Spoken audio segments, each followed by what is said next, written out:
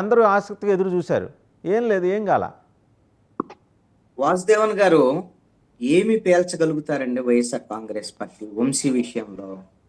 వంశీకి మద్దతు తెలియజేయటం, వంశీని వెళ్ళి పరామర్శించడం, ములాఖాత్ అవ్వటం జగన్మోహన్ రెడ్డి వాళ్ళ పార్టీ నాయకుడిగా ఓకే, కానీ వంశీకి ఈసుమంత మద్దతు కూడా ఆంధ్రప్రదేశ్ ప్రజానీక సమాజంలో లేదు. వంశీ చేసినటువంటి నేరాలు, ఘోరాలు, అదేవిధంగా అతను చేసినటువంటి దాడులు, దాష్టికాలు, అది తెలుగుదేశం వాళ్ళ మీనో లేకపోతే చంద్రబాబు నాయుడు, నారా లోకేష్ లేకపోతే వాళ్ళ కుటుంబీకుల మీద దూషణలు వీటి వరకే పరిమితం అవ్వలేదండి. అతని నియోజకవర్గంలో ఇష్టారాజ్యంగా వ్యవహరించాడు. అతనికి అసలు ప్రజల మద్దతే లేదు. మీకు గత్యంతరం లేదు, మీరు మద్దతు ఇవ్వాల్సిందే వెళ్ళి మీ పార్టీ కాబట్టి. కానీ ఆ విషయంలో మాత్రం వీళ్ళు ఏం పేల్చినా ఏం చేసినా వీళ్ళు ఏమీ కూడా వైఎస్ఆర్ కాంగ్రెస్ పార్టీకి ఆ విషయంలో ఈసుమంతా కూడా క్రెడిట్ రాదు, నష్టం తప్ప. ఆ విషయాన్ని ఎంత తక్కువగా లో ప్రొఫైల్లో ఉంటే అంత మంచిది.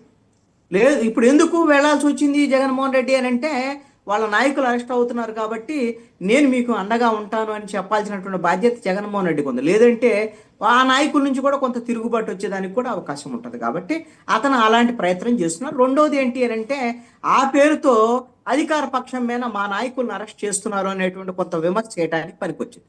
కానీ ఇది పరిధి దాటి వెళ్ళిపోయిందండి. ఆల్రెడీ మీరు ప్రభుత్వం మీద ఈ విధంగా వైఎస్ఆర్ కాంగ్రెస్ పార్టీకి సంబంధించినటువంటి అంశాల మీద ఎన్ని పోరాటాలు చేసినా ఫలితం లేదు.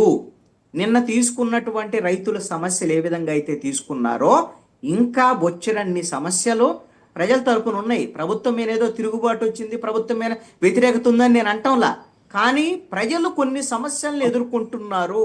ఇప్పుడు మీరే ఇప్పుడు ఎవరైతే విద్యార్థులకు సంబంధించినటువంటి ఫీజు రియంబర్స్మెంట్ మీద దాన్ని వాయిదాలు వేసుకుంటూ వెళ్ళిపోయారు. ఆ సమస్య ఇప్పటికీ ఉంది. అమ్మఒడికి సంబంధించినటువంటి సమస్య ఉంది. సూపర్ 6లో ఇంకా కొన్ని ఇంప్లిమెంట్ చేయాల్సినటువంటి అంశంలో ప్రభుత్వము మీనమేషాలు లెక్కిస్తుంది. ఏదో చేస్తాం చూస్తామని చెప్తున్నారు, కాదనటంలా.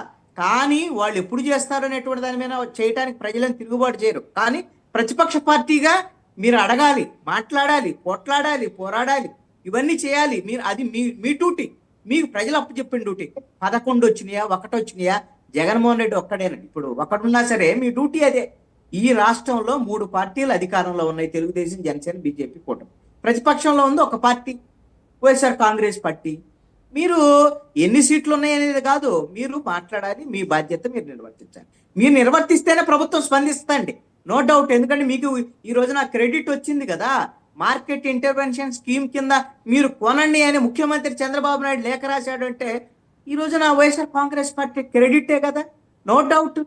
దాంట్లో ఎటువంటి సందేహం ఉంది. అలాగనే మిగతా ఇష్యూస్ కూడా రైజ్ చేయండి.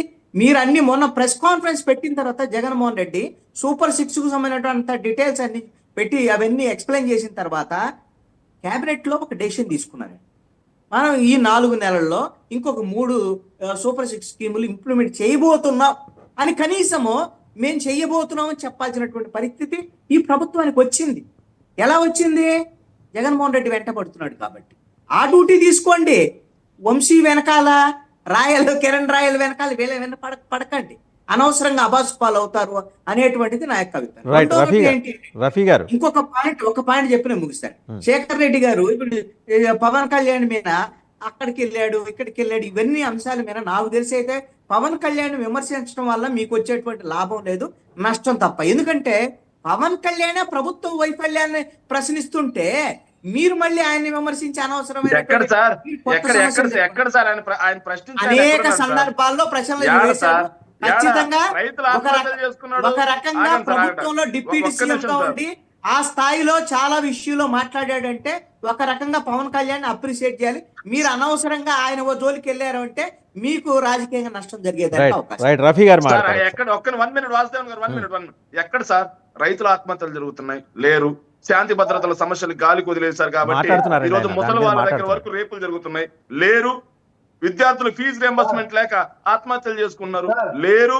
సూపర్ 6